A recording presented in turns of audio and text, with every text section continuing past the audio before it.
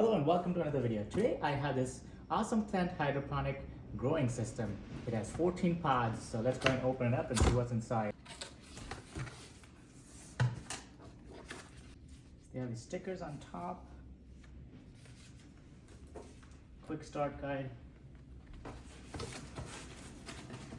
Let's go and take it out of the box here.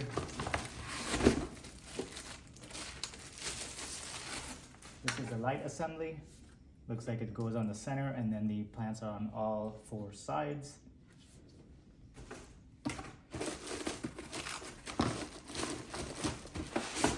Every winter, when I'm done growing my stuff outside, essentially late fall, I go ahead and set up my hydroponic kit to grow things and have fresh herbs available in the winter time. Today we're gonna grow some lettuce and cilantro.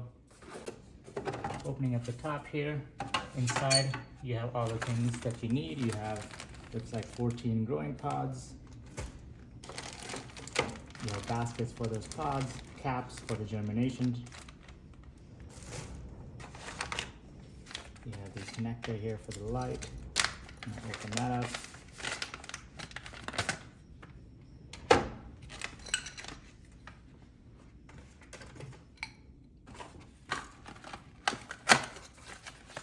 They give you a starter nutrition kit. So these are the plant nutritions or fertilizer A and B. You're gonna have to suspend that before you get started.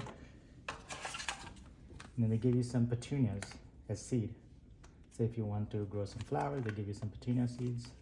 Go ahead and rinse this inside portion out just because there's packaging dust and stuff like that. Before you add any water, you want to go ahead and plug in the power because you can't flip it over once you added the water. Feed the wire through this right here. That goes in the back to hide the cable. And then we're gonna go ahead and plug it into the wall here. Okay, so now we're ready to essentially add our water, our nutrients, and get started. So these nutrients need to be suspended. Essentially, you're gonna add water to the top, shake, shake, shake until you have it completely suspended. I have both plant A food and plant B food with water in there. And you're supposed to use purified or distilled water because essentially the particulate matter in the water matters, and you want to be able to measure the amount of fertilizer you're putting in and add as needed. As you can see, it takes a lot of shaking to dissolve these nutrients, but it is very important that you dissolve them all the way. Okay, so looking at the quick start guide, you need at least 4.5 liters of liquid in here at all times. This is how it goes. The bump out will be on the back. On the right side of the device, you drop this in there. And so as you pour water in there, this will rise and show you how many liters of water in there is in there. And the max is 5.5. So you want 4.5 to 5.5 liters of water in there. And the proportion is for 5 liters of water, they want 12.5 mLs of the A as well as B once the plant has germinated. So if you're adding a liter, you would add 2.5 mLs of one of each of these. So, and once the plants open up, you can just add more nutrients 5 days after the germination, just because it's gonna use a lot of nutrients. Anyways, so like I said before, start off with half nutrition. So in a 5 liter solution or water, put 6.25 mLs of A and B.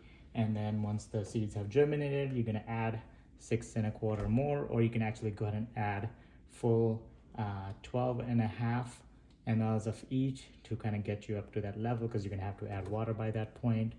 So what I'm gonna do is grow some arugula, some cilantro, as well as some basil. So let's go ahead and get it set up. All right, so I have 5 liters of water in here, and you can see the red line coming up to the 5 liter. Now it's time to add our solution. So we're gonna start with plant solution A. There's a little thing inside that you're gonna take out so that you can use the dropper. Once you take that out, you can go ahead and just pour in here up to 12.5 or whatever you need for that day. So that looks like 12.5. Just gonna pour it in here. And then you make sure you always close it so it doesn't dry out. And shake before you open. Same thing on this side, there's gonna be a cap. And this is in there for the first time, so when you're mixing your plant food solution, you're not spraying it everywhere. So we're gonna take that out. You don't necessarily have to use the dropper if you don't want to. I prefer using it, makes it much quicker to measure out your solution. So we're gonna do 12.5 of the same.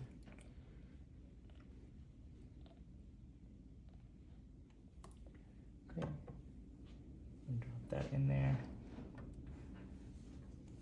Then make sure you close the plant food. I usually leave it behind the machine so it's kind of hidden in the back. Now it's time to drop in our pods, or pod baskets. So as I'm going to be using all 14, I'm just going to fill them all up.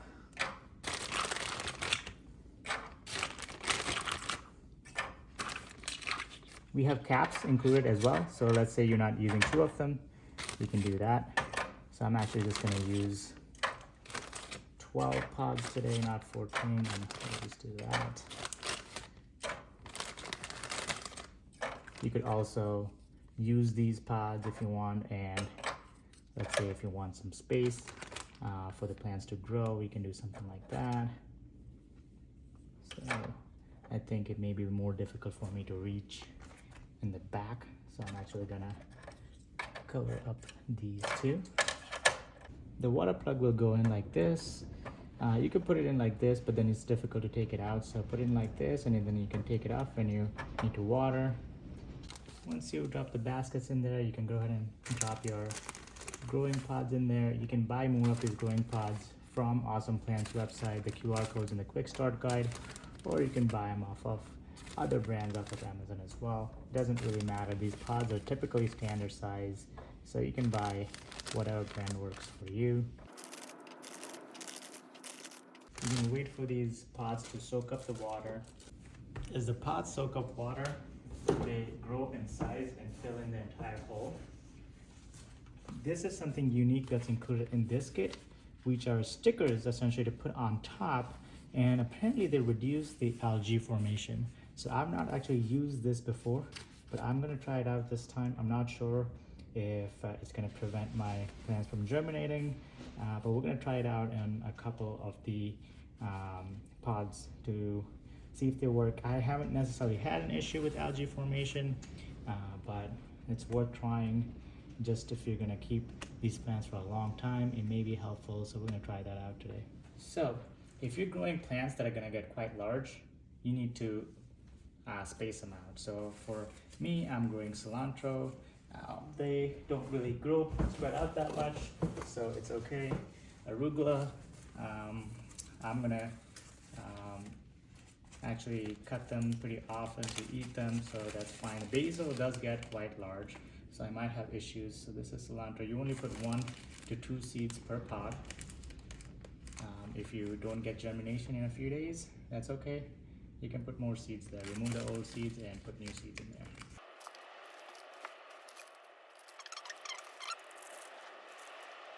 And I'll post shorts on my channel to give updates as the plants germinate and things like that. So if you're interested in following up with that, please subscribe to my channel. Depending on the quality of your seeds, you may get close to 100% germination rate. I know last year I had 100% germination rate in most of these pods, and what I did is trim them back. So essentially you can pull out, if 3 sprouts come out of 1 pod, you know that little pod cannot sustain 3 sprouts, so you will pull 1 of them out or 2 of them out and leave 1 strong one behind. So I have all my seeds in the pods. Just checking, making sure they're in there.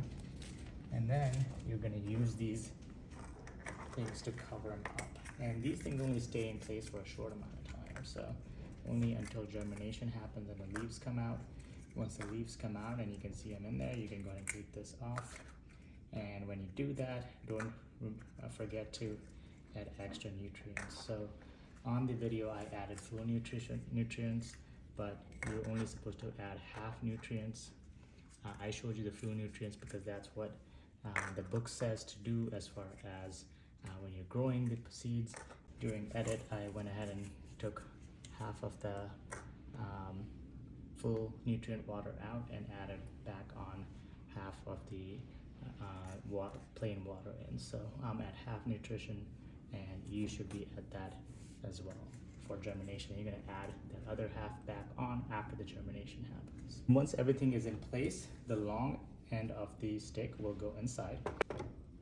You're going to stick that in like that, and then you can pull this up to 1.5 feet. I'm going to push it down for now. We're going to put this on.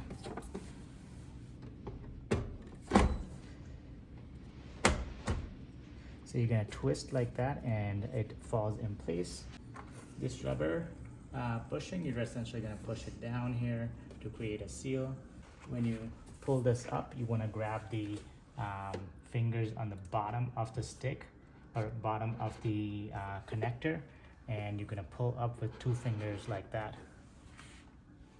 So you're gonna have 2 fingers, slide up the stick, and then you're gonna pull up to increase the height, and push down from top to decrease the height. As far as these stickers, you kind of just peel it off and stick it on there. You're gonna align it such that the hole is exposed. I'm gonna try it on 2 of these pods. Make sure the germination is not affected. It really shouldn't be, because it's clearly keeping the seed hole exposed.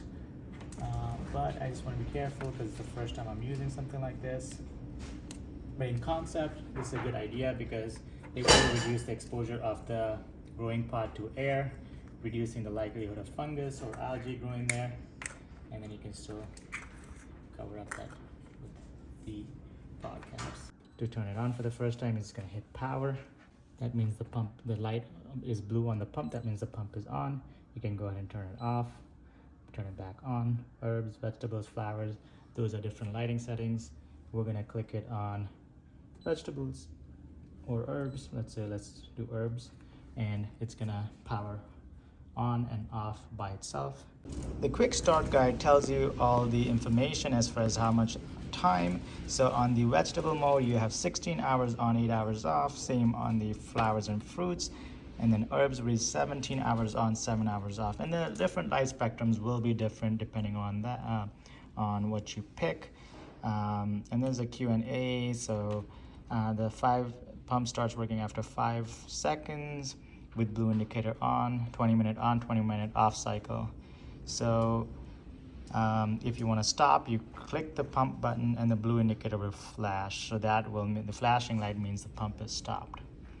And then it tells you the proportions of plant food to add, and then you can of course use this QR code to buy more of the plant food or whatever you want. It doesn't necessarily need to be from this brand, but you have that option if you want. So now that I have it set up, I just have to wait a few days for the seeds to germinate, and then we're going to be ready to take these caps off. It's very easy to set up, includes everything I needed except for the seeds of the plants I wanted to grow.